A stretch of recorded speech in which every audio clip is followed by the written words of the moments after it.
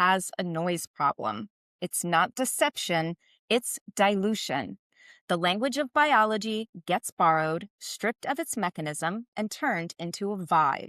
In today's case file, the Beauty Influencer Audits, we trace the physiology left out of the caption and draw a hard line between systemic health and a template designed to sell.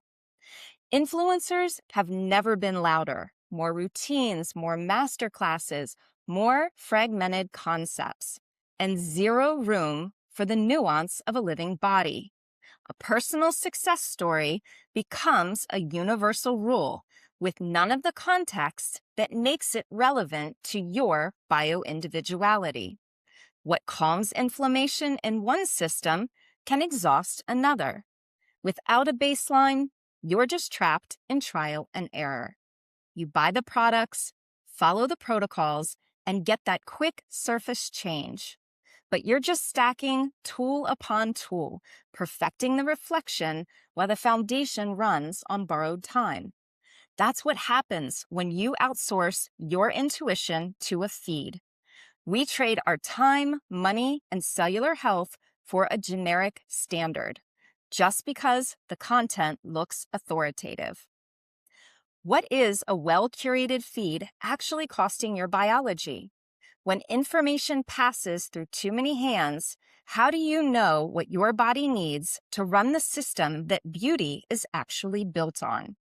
This is where the investigation begins. Lauren, this is a case that is close to our hearts.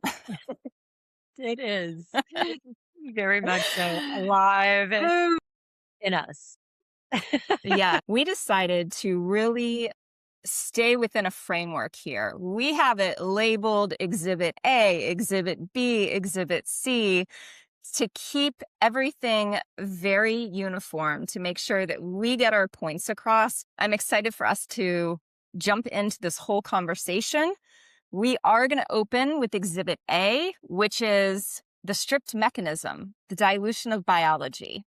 And this is going to be where we look at how influencers use these terms that are almost like dangling the carrot in front of somebody, right? They're these buzzwords that everyone's like, ooh, cellular regeneration, skin barrier, mitochondrial health, even biohacking. That's kind of a buzz term as well. But it's very, very diluted. Just because something has buzz term doesn't mean that there's any substance behind it. It's almost like a facade where enough people hear that terminology and they go, ooh, yes, I know what mitochondrial health is. I know what cellular turnover is. I know what this means. But they're just taking that language with the catchy terms and they don't really understand the deeper mechanisms. Let's jump into the evidence on this and talk a little bit more about those terms that are kind of catch-alls in the influencer world. Yeah, it's a little bit like going shopping for what you want. It's like when you go to a gem shop and you're like reading all of the descriptions. Oh, this one brings you love and connection. I want that. Oh, this one brings you money and success. I think I'm going to get this one. And by the end of walking around the whole gem shop, you want every single gem in the gem shop because you need all that stuff to fix your life. So it's kind of like using them like that, where it's like a term that's outside of yourself, that is something that based on the surface information that you need or would be good for you, but it's not anchored in the embodied understanding of how to craft it from the inside out. And so it becomes this thing where it's a coveted object instead of something that is soaked in. And deeper, one step deeper in that direction, I think it also becomes, now let's take the let's take the metaphor of the gem shop. once you gather all those gems, you start arranging them or start picking out your favorite one and you say, oh, I know, it's this one. This is the main thing that I need. And it's this direction. In Exhibit B, we're going to be talking about the systemic nuance, but this Hmm. reductionist thing happens a lot based on the vibe or the terminology. It becomes it leads itself into I found the answer and the answer is pro metabolic or the answer is reduced information and then it's packaged as the end all be all thing and then it it doesn't equate and it's a dead end. It basically is a dead end, but it's packaged as the answer. Before we get into some examples of that, I actually did a little bit of research and I found some interesting evidence to go and pull my little paper out of my case file. In preparation of this, I was just looking more into influencers, some of the language that they use, as well as how they go about marketing themselves, marketing products, ads, ad placements, becoming branded partners, so on and so forth. And in doing that, I came across a podcast where they were talking about a program for beauty influencers. And Yes. I went to this website to find out exactly what this program was because I was so curious. And it gives all of this information, which I do want to share because this really lays out the magnitude of how much money is centered around the push of these beauty products in the online space and how much it increases sales from these global beauty companies. And that's really something to hone in on because it's going to help you take the information that we provide later on in this podcast and gives you a solid framework. Now, when you listen to an influencer, you're not going to be able to unhear these statistics that I am giving you. And so it really just grounds this down to what's at stake here, right? Because there's a lot of money at stake. So content creators are one of the fastest growing job segments in the digital economy. An estimated 27 million people are compensated to influence consumer purchasing decisions. Can we just sit with that? 27 million people. You're getting bombarded with messages all day long. Yes. And, if you're old enough, you understand the Mikey Likes It life cereal commercial when we were kids, right? Or when maybe you were not born yet. And Yeah, it and was if you don't know what we're talking about, go YouTube the video. yeah, 'Cause I extremely successful. They used this child to like the cereal, and then everyone was like, "Well, if that kid likes it, my kids are gonna like it." And then we as kids were like, "I guess that kid likes it. I guess I like it too." And it was like the OG of influencers. And now they're taking the Mikey Likes It to the nth degree and getting really, really dodgy about it. It's like they work for the middle of the grocery store and you don't know that they do and you think that they are just like a cute housewife. There's a specific one I'm talking about that puts the cheese in the potato and eats it. I don't have evidence that there's a set, but regular working people who you are connected to, and they have a commercial gig and they shoot content in a studio with a crew and a wardrobe person and a director. totally. It's a Yeah, next level. Mikey likes it. okay, so 27 million people are compensated to influence consumer purchasing decisions. Influencer marketing is estimated to be 30 to 37 billion dollars.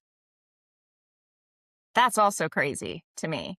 And approximately 86% of the US marketers work with paid creators. 86%. Like, these numbers are staggering to me. When I read this, this was like blowing my mind. It's not like 40%, it's 86%. That's huge. And then also, too, millions of consumers make purchasing decisions based on influencer recommendations.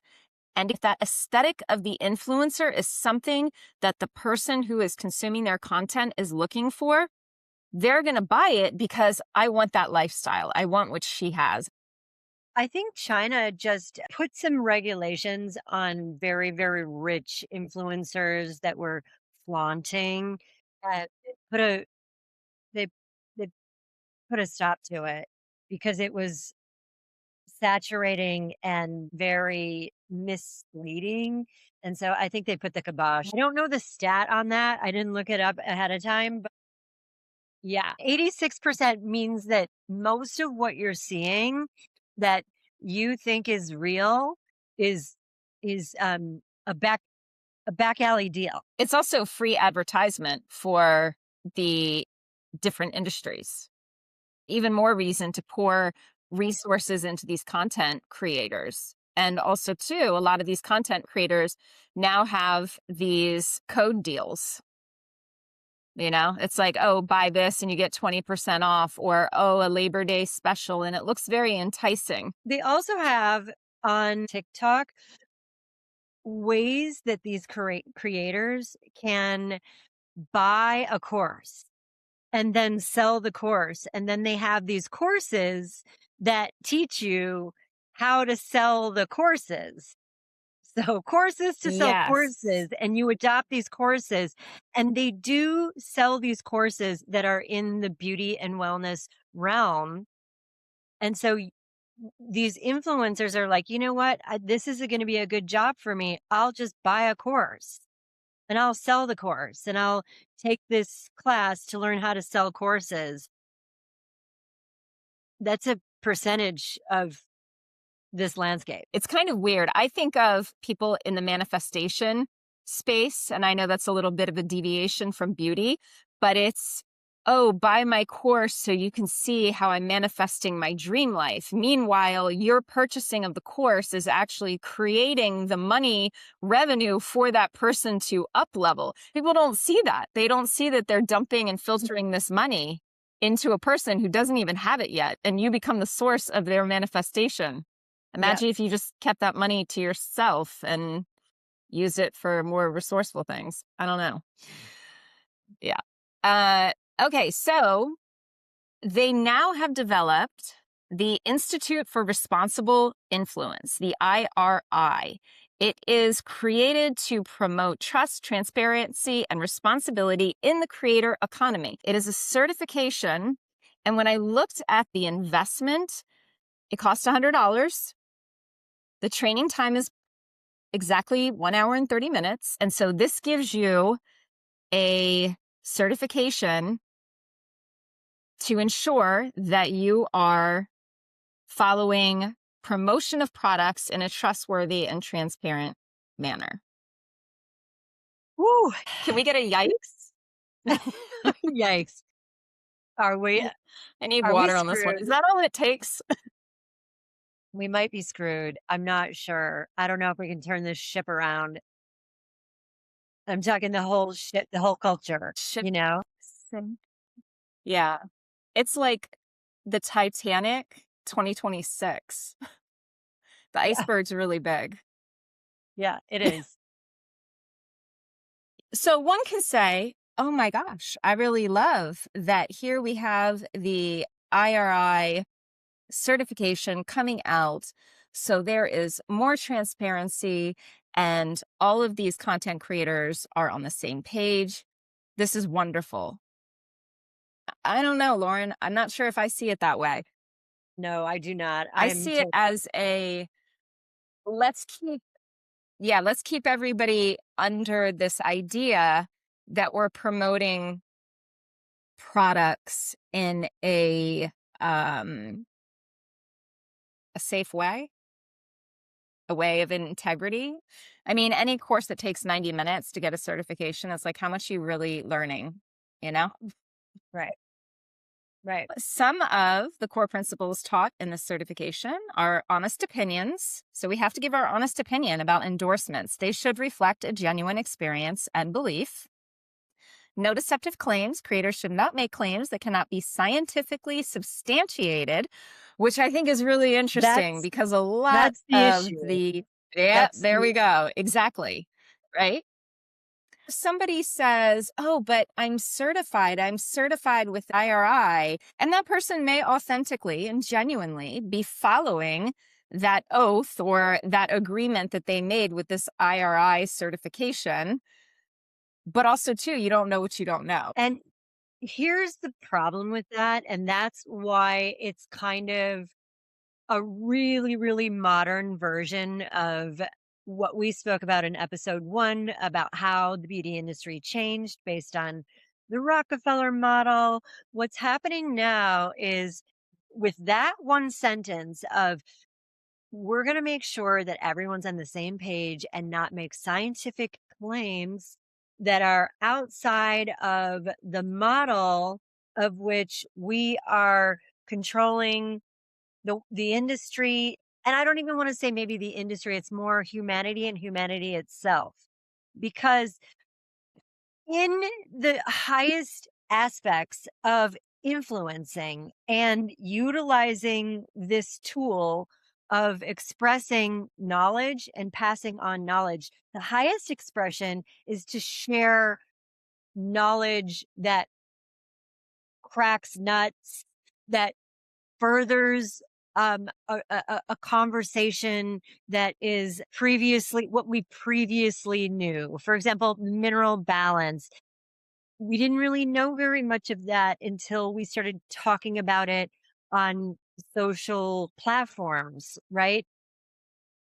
One could say, under the framework of what Heidi just read, that could get us into some sticky trouble where the microphone could be turned off on anything that's not scientifically sound. You know what I'm saying? It's really dangerous. Hmm. And it Yeah. and it teaches people to be misinformers and to work for the misinforming message. Now, it's double-sided and it's a double-edged sword because in one way it's kind of saving the misinformation because we're all playing telephone here and how we started exhibit A is that there's these buzzwords people like to adopt them, they try them on, they're not really embodying them. So there's that edge of the sword. These beauty influencers, influencers as a whole, but beauty influencers, I can see where it could become a very fine line where you can negotiate with yourself. If you know that a product is bringing you a tremendous amount of revenue and it is supplying your lifestyle habits, like that would be an incentive for more influencers to stay on that trajectory and speak highly of a product, even if they don't use it. And let's be honest, a lot of people these days are driven by material pursuits and the consumption of a elaborate lifestyle. And to be in integrity to the point where you're willing to give that up, I don't know if a lot of people would actually be able to do that because they may see it as harmless. And that's where negotiations with self come in. All right. And then also to the other core principle that's taught in this certification is material connections, financial relationships, gifts, and affiliate links should be disclosed. So Yeah. that's what we're getting with a IRI certification.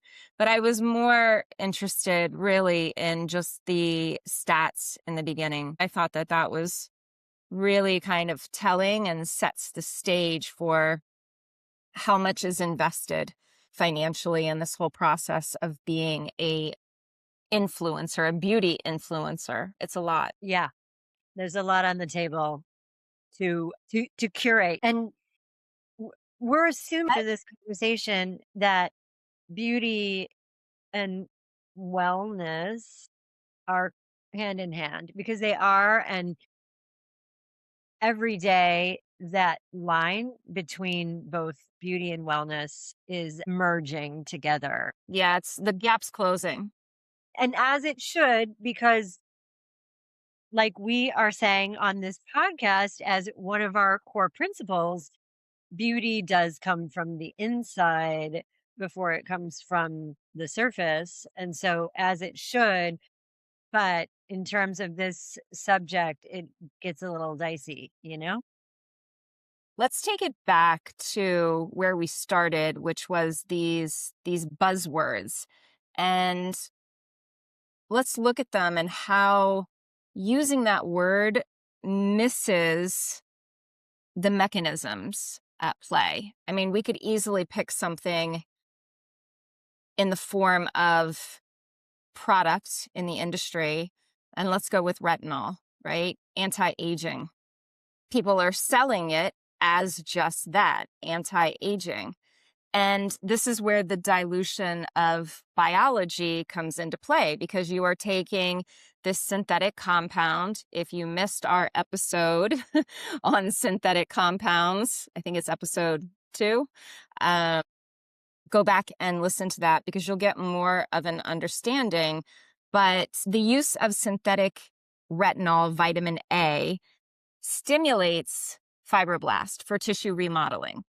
So, would you experience a superficial change on the surface? Absolutely. So, here you have an influencer and they're pushing this retinol lab derived cream as anti-aging or a enhancement to collagen increase.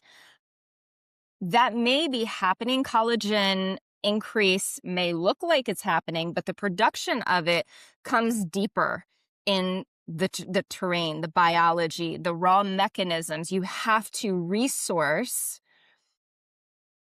retinol in its full biological form, which comes from animal sourced products. It is not a synthetic form of retinol that you put topically. When you put it topically, yeah, you are going to see things. Why is that? Because the retinol is accelerating the turnover, the cellular turnover. So you go from 28 days to 14 days.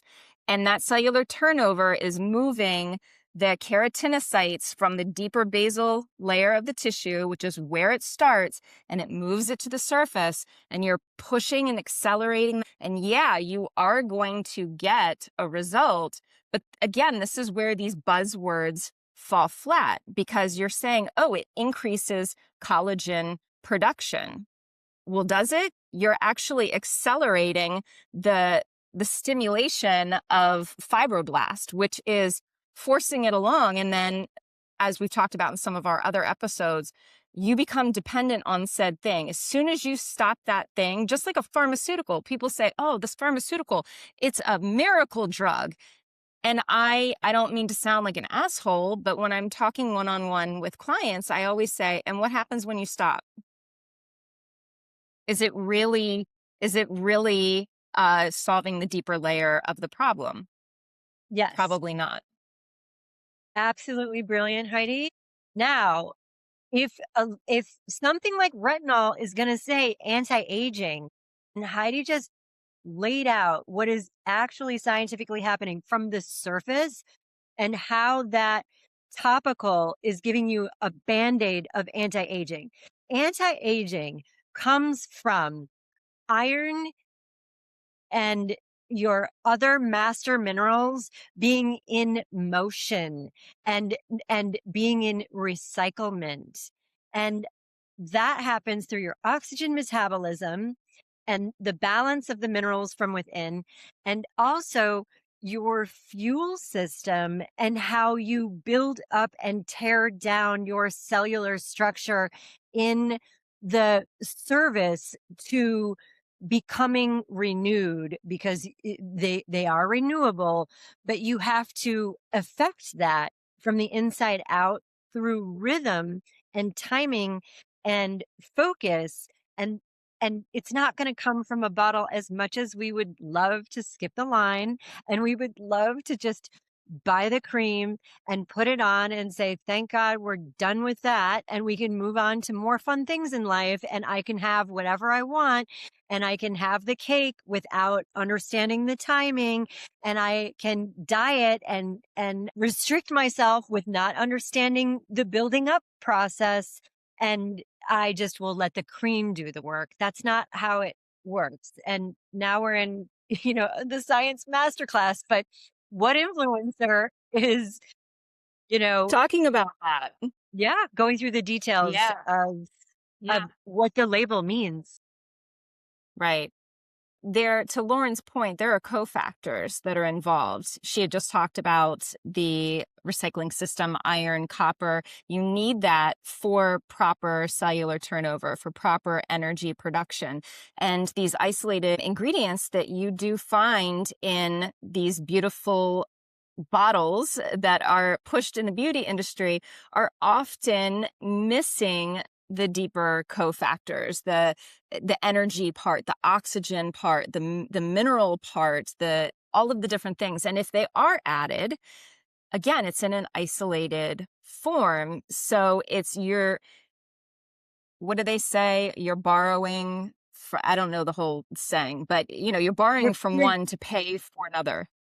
you're borrowing from Paul to pay Peter is how I always say it. Exactly. Yes.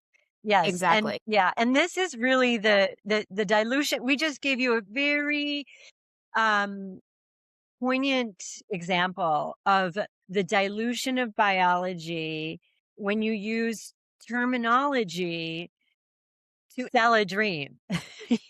Sell a dream, basically. Yes. And there's a reason why we follow people. There is something about them, their content, their lifestyles that we find attractive.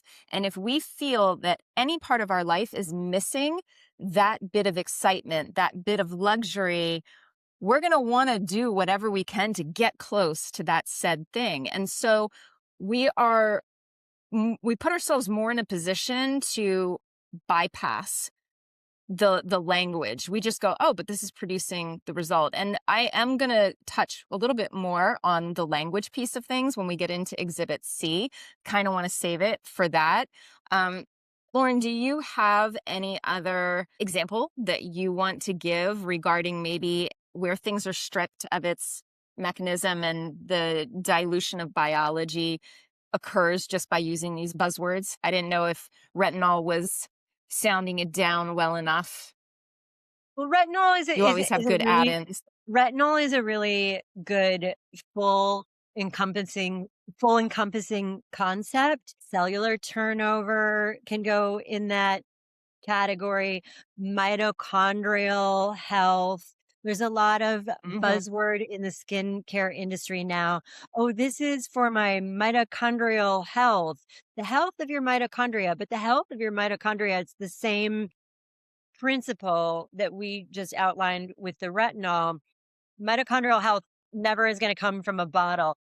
It's like trying to get vitamin D from a pill when it comes from light.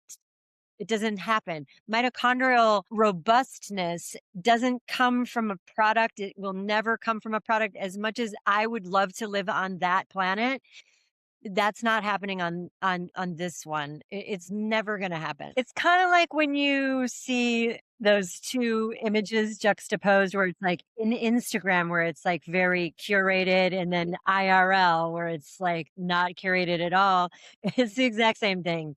Cellular turnover, Instagram style is like, oh, you know what? Just this is something you pick out and at the store. And then in real life, cellular turnover requires habits to be audited. We're talking like when you get up, when you go to bed, what you do before you go to sleep, what time you eat. Do you get up and get sunrise? How do you eat? What do you eat in the spring versus what do you eat in the autumn? It's a lot, right? To cultivate cellular turnover. There's a lot of moving parts and you can't really skip these moving parts. Yeah, as you talked about lifestyle habits, one of the other things that would be a good marker to look at when you are consuming content is actually looking at the lifestyle habits of some of these influencers. Many of them are drinking the matchas and don't get me wrong, I'm not saying there's anything wrong with drinking a matcha, but when you're consuming it multiple times a day and you're like, I love my latte with 2 pumps of a sugar-free whatever and a skinny mocha or even a full fat thing, right? There are some of the beauty influencers who are on the very homesteady type vibe where everything is very heavy, very dense in fat. Fat, yes, great. And context matters. And what works for one may not necessarily work for all. And timing makes a difference, season makes a difference. And these are the little more nuanced things where you're saying, oh, but they live a healthy lifestyle. I love that she's so organic. She's so on the up and up of all the beauty trends and the lifestyle trends. But even in that, that can be something that is really a false marker because we often have these ideas of good, bad. It's very either or and not the and, and, and. There's this whole gray area that gets left out. I concur. Next up, we have Exhibit B, which is the erasure of systemic nuance. It's the universal template fallacy. And this is really one this is my favorite bee in my bonnet when it comes to this subject, because this is where everybody comes up with the answer, and that answer that they're coming up with is their angle and their nuance, and they push it forth as the answer to everything. In doing so, it really flattens the systemic nature of our complex biology. I like to say healing is yes and, because it is. And the more you take that into account, yes, and that it is multiplicities in multidimensionality, working towards your wellness, which is ultimately your beauty, the more you're going to be working towards answers that will get you in the evolutionary spiral of becoming more and more well, which will naturally lend to the truth, which is beautiful, versus getting you in a rut, getting you stuck following an influencer that says, I know the way out of the forest, follow me. I have a single idea, and then you're lost in the labyrinth forever. It's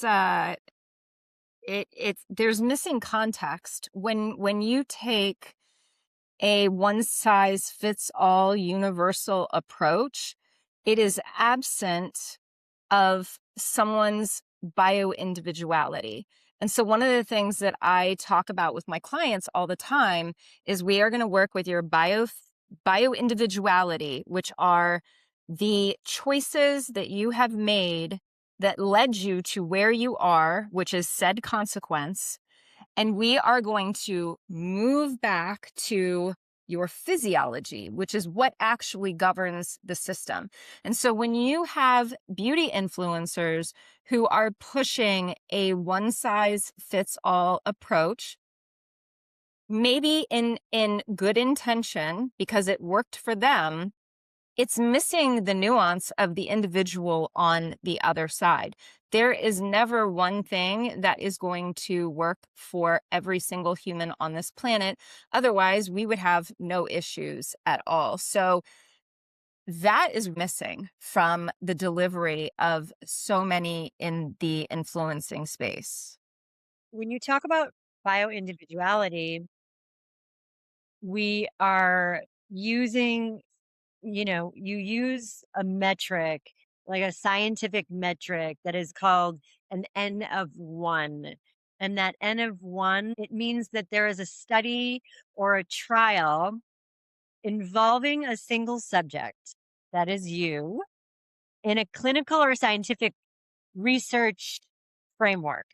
So the letter N typically represents the total number of participants in a group, and N of one means you are the sum total of the entire experiment.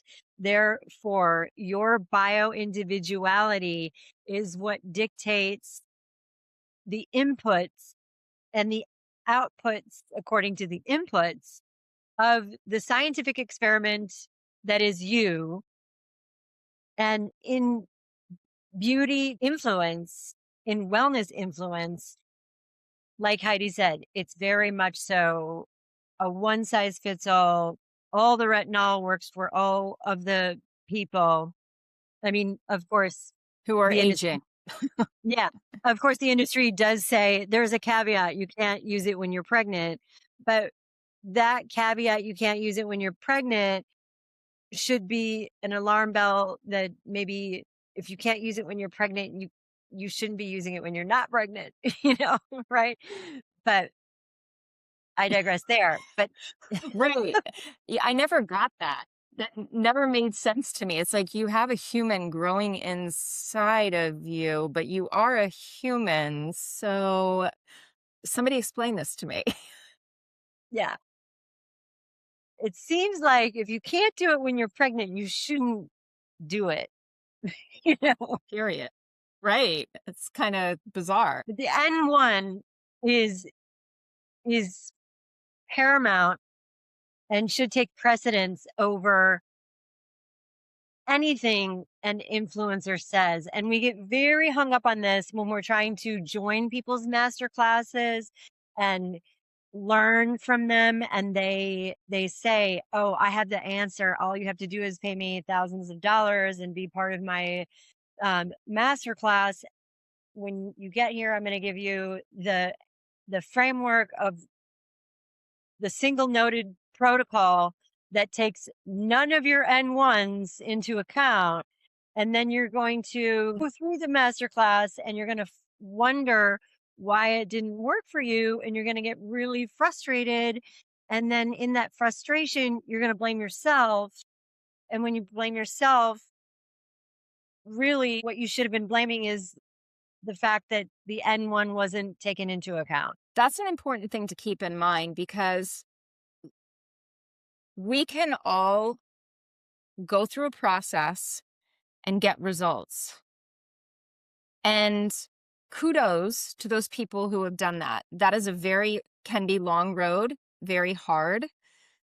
And that does not necessarily qualify you to teach that said thing because you're missing all the other factors and the nuances that somebody else may bring to the table. And then if you're creating a masterclass on how to heal X, Y, and Z because you did, but you're not taking into account why it worked because they don't know the mechanisms that are at play that created the outcome that they have. They just know that it worked and they're happy that it worked. And they may have accumulated a bunch of information along their path of healing, whether it be their skin or their internal terrain.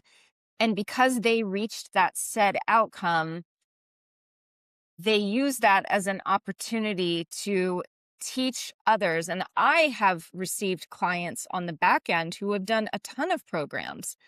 And they're like, I've done everything, but now I'm worse off. Well, you're worse off because that person who was teaching you was teaching their methodology with their specific experiences that they went through that got them to said disease or said condition.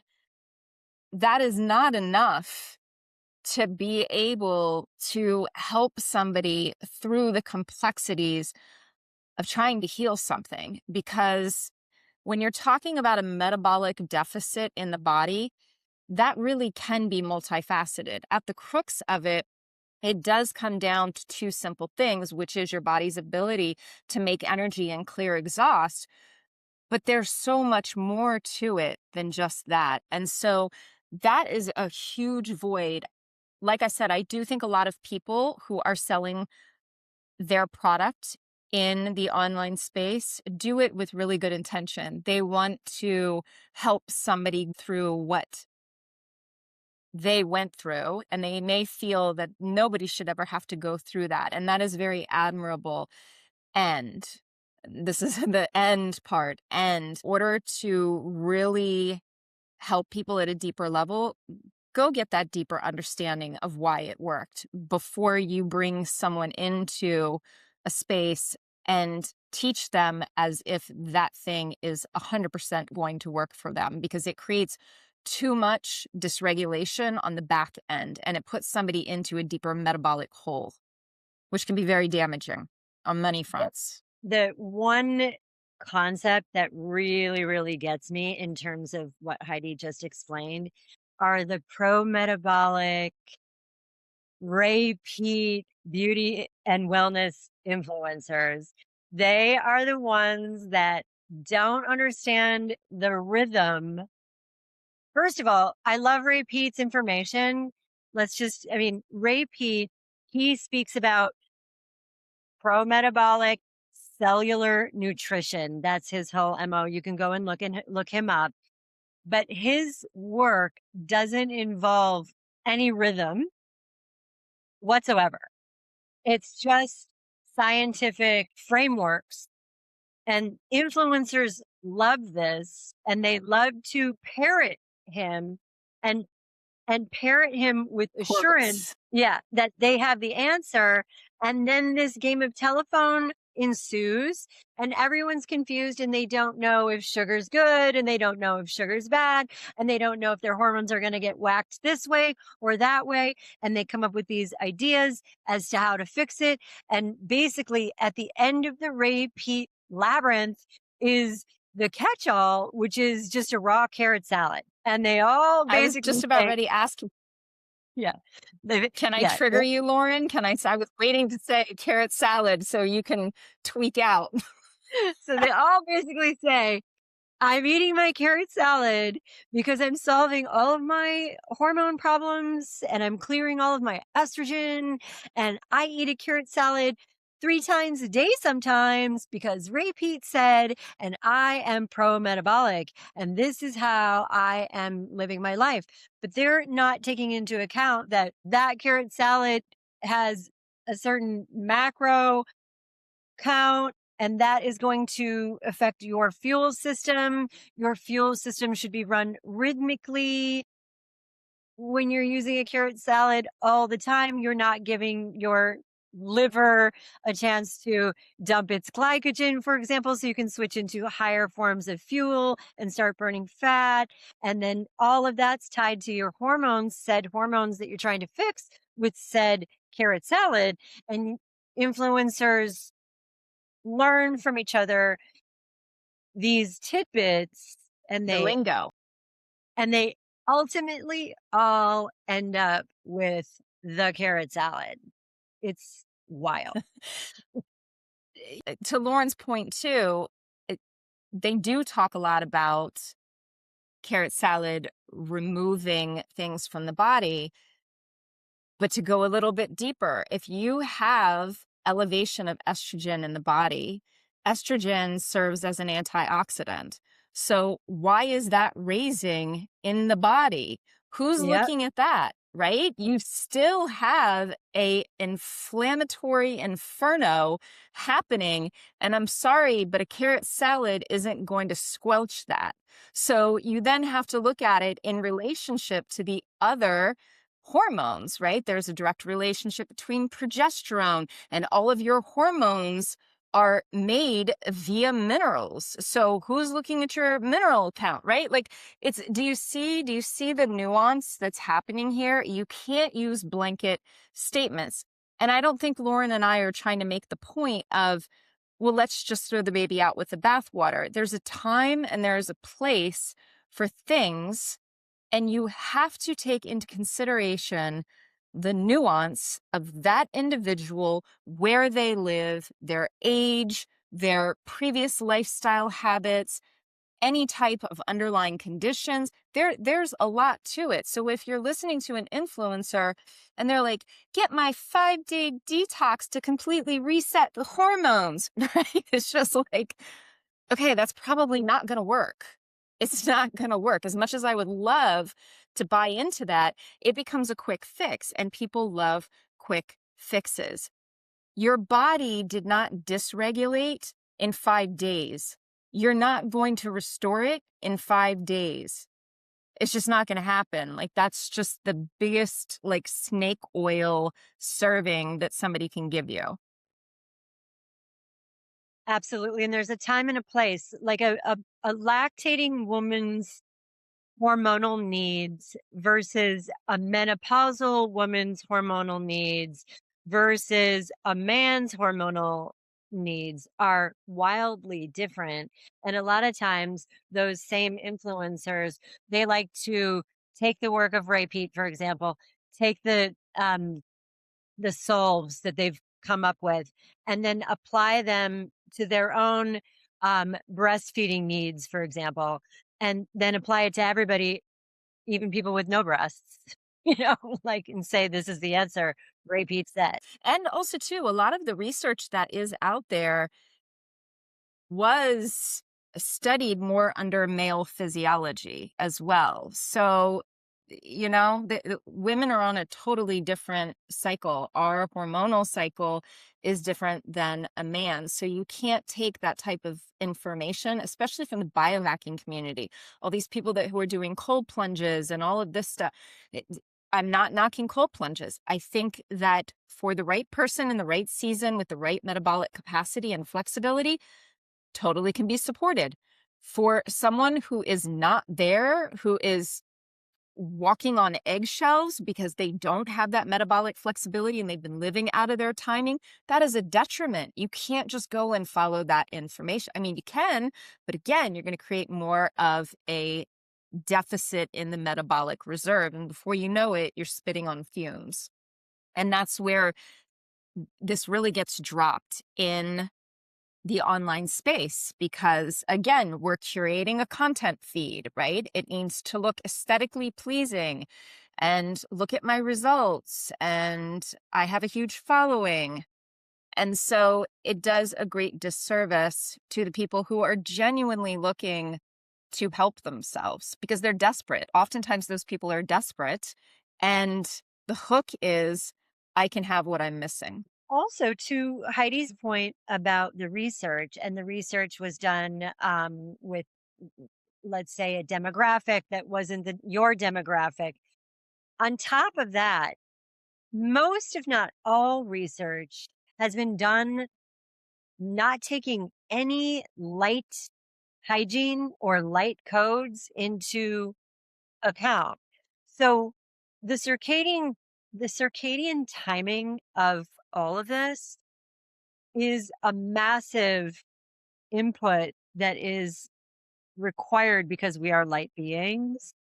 And when you have a bunch of research that doesn't take into account any lighting inputs, then you have to sort of look at even the research. So in one aspect, we're dealing with the game of telephone and influencers, and they're looking at other people's reels and they're like, ooh, carrot salad, that's working for that girl. I think I'm going to teach my people about carrot salads. I mean, I'm making it remedial, but to show the point.